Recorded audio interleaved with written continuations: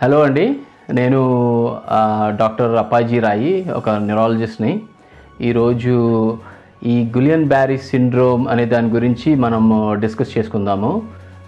GBs అని అంటారు షార్ట్గా. ఈ మధ్యకాలంలో న్యూస్లో చాలా వినిపిస్తున్నాయి.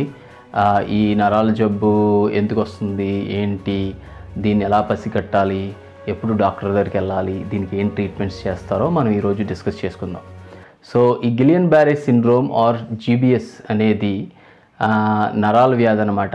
ఇప్పుడు మన ఒంట్లో ఉన్న రోగ నిరోధక శక్తి రెస్పాన్స్ ఎక్కువైంది అనుకోండి, ఒక బ్యాక్టీరియల్ ఇన్ఫెక్షన్కో లేకపోతే వైరల్ ఇన్ఫెక్షన్ ఏమైనా వచ్చింది, దానికి మన రోగ నిరోధక శక్తి యాంటీబాడీస్ అనేది ఉత్పత్తి చేస్తుంది అనమాట.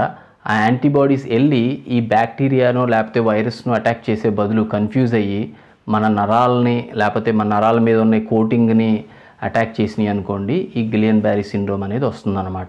సో ఈ మధ్యకాలంలో ఈ ఫుడ్ పాయిజనింగో లేకపోతే ఈ రక్త విరోచనాలు కాజ్ చేసే బ్యాక్టీరియా పేరు క్యాంపెలోబాక్టర్ జెజునై. అది ఇప్పుడు సరిగ్గా కుక్ చేసుకోలేదనుకోండి, చికెన్ కర్రీయో లేకపోతే కట్ చేసుకున్న తర్వాత సరిగ్గా హ్యాండ్స్ వాష్ చేసుకోకపోవడం వల్ల ఈ బ్యాక్టీరియల్ ఇన్ఫెక్షన్ స్ప్రెడ్ అవ్వచ్చు. అండ్ ఈ ఇన్ఫెక్షన్ వచ్చిన తర్వాత ఒక 2 నుంచి 4 వారాల తర్వాత ఈ గిలియన్ బ్యారీ సిండ్రోమ్ అనేది వస్తుందన్నమాట. అలాగే కోవిడ్ తర్వాత కూడా వచ్చి ఉండొచ్చు, లేకపోతే ఒక వ్యాక్సినేషనో లేకపోతే వైరల్ ఇన్ఫెక్షనో, మైకోప్లాస్మా న్యూమోనియా అని, లేకపోతే ఈ క్యాన్సర్కి వాడే ఇమ్యూనోథెరపీ వాడిన తర్వాత కూడా ఈ గిలియన్ బ్యారీ సిండ్రోమ్ రావచ్చు. దీని సిమ్టమ్స్ ఎలా ఉంటాయి?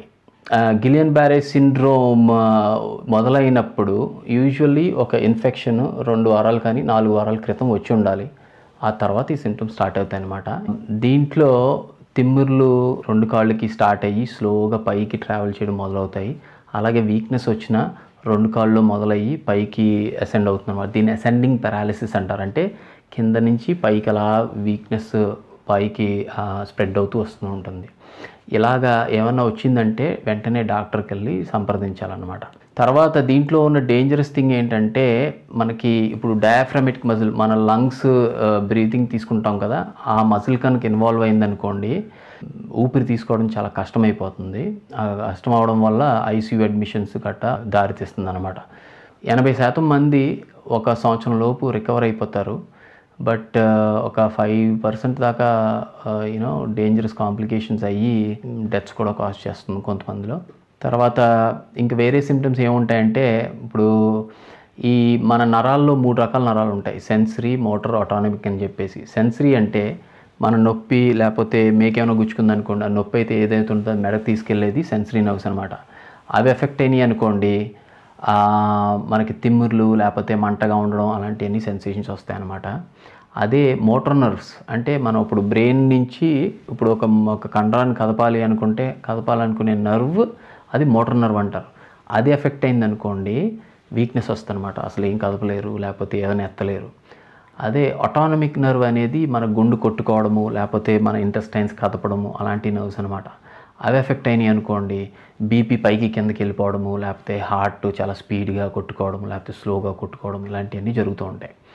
సో ఇలాంటి సిమ్టమ్స్ ఏమైనా రావచ్చు ఈ గిలియన్ బ్యారీ సిండ్రోమ్లో.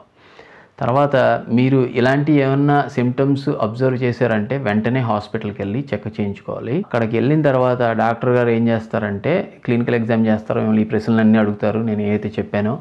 ఆ తర్వాత వెన్నుపూస నుంచి కొంచెం నీరు తీసి ప్రోటీన్ పెరిగింది లేది అనేది అది టెస్ట్ చేసి చూస్తారు. అలాగే నర్వ్ కండక్షన్ స్టడీ అంటారు. అంటే ఇప్పుడు కరెంటు పెట్టి నరాల్లో ఈ ట్రాన్స్మిషన్ ఎంత స్పీడ్గా ఉంది, స్లోగా ఉంది అనేది చూస్తారనమాట. ఈ తర్వాత దీనికి ట్రీట్మెంట్ మొదలు పెడతారు. దానికి ప్లాస్మా ఎక్స్చేంజ్ అని ఒక ట్రీట్మెంట్ ఉంది. ఏం చేస్తారంటే మన రక్తం తీసి, రక్తంలో రక్త కణాలు ప్లాస్మా అనేది ఉంటుంది. ఆ ప్లాస్మాలో ఈ యాంటీబాడీస్, మన రోగనిరోధక ఉత్పత్తి చేసిన యాంటీబాడీస్ అన్నీ ఈ ప్లాస్మాలో ఉంటాయి అన్నమాట. ఆ రక్తం అంతా తీసి దాన్ని ఫిల్టర్ చేసి మళ్ళీ పేషెంట్ బాడీలోకి ఎక్కిస్తారనమాట. సో ఎక్కించిన తర్వాత ఇది ఒక 5 సెషన్లు చేసిన తర్వాత ఇవన్నీ ఫిల్టర్ అయిపోవడం వల్ల మనకి స్లోగా రికవర్ అవ్వడం మొదలు పెడతారు. ఈ గిలియన్ బ్యారీ సిండ్రోమ్కి ఐవీఐజీ అని చెప్పి ఇంజెక్షన్స్ కూడా ట్రీట్మెంట్ చేస్తారు. తర్వాత సపోర్టివ్గా ఐసీయూలో పెట్టి మనము ఈ వెంటిలేటరీ సపోర్ట్ ఇచ్చి రెస్పిరేటరీ మజిల్స్ ఇన్వాల్వ్ అయ్యాయి అనుకోండి, ఆ ట్రీట్మెంట్ కూడా ఇప్పించాలి. ఇది టర్మినల్ ఇల్నెస్ ఏం కాదు. సో చాలామంది బాగా రికవర్ అయ్యి నార్మల్గా కూడా అయిపోతారు, కానీ స్లో రికవరీ ఉంటుంది. ఒక్కొక్కసారి ఇది మోనోఫేజిక్ ఇల్నెస్ అంటారు, అంటే ఒక్కసారి అటాక్ వచ్చి తర్వాత మళ్ళీ వచ్చే ఛాన్స్ ఉండదు యూజువల్గా. ఇది చాలా డేంజరస్ ఇల్నెస్. సో మనకి ఎవరిలో వస్తుందో తెలీదు. వ్యాక్సినేషన్ తర్వాత కూడా రావచ్చు, కానీ చాలామంది కామన్గా అడిగే క్వశ్చన్ మనం వ్యాక్సినేషన్ చేయించుకోవచ్చా లేదా అని. సో వ్యాక్సినేషన్లో ఎంత పర్సంటేజ్ మందికి వస్తుంది అంటే జనరల్ పాపులేషన్లో రిస్క్ ఎంత ఉంటుందో అంతమందికి వస్తుంది. సో వ్యాక్సినేషన్ అనేది చాలా ఇంపార్టెంట్ యూజువల్గా ఏమన్నా డిజీజ్కి. సో వ్యాక్సినేషన్ అయితే చేయించుకోవాలి. ఈ గిలియన్ బ్యారీ సిండ్రోమ్ వస్తుందేమో అని చెప్పేసి వ్యాక్సినేషన్ చేయించుకోకపోవడం అలాంటిది గట్రా చేయకూడదు. అది చాలా వెరీ ఇంపార్టెంట్ పాయింట్. ఈ గిలియన్ బ్యారీ సిండ్రోమ్ గురించి ఏమన్నా క్వశ్చన్స్, ఏమన్నా డౌట్స్ ఏమన్నా మీకు ఉంటే కనుక ఈ కామెంట్ చేయండి. కామెంట్ చేస్తే నేను వేరే వీడియోస్లో వాటిని ఎక్స్ప్లెయిన్ చేయడానికి ట్రై చేస్తాను. అండ్ ఇది ఎవరికన్నా ఉపయోగపడుతుంది అంటే కనుక షేర్ చేయండి. షేర్ చేసి ఇన్ఫర్మేషన్ కొంచెం స్ప్రెడ్ చేయండి.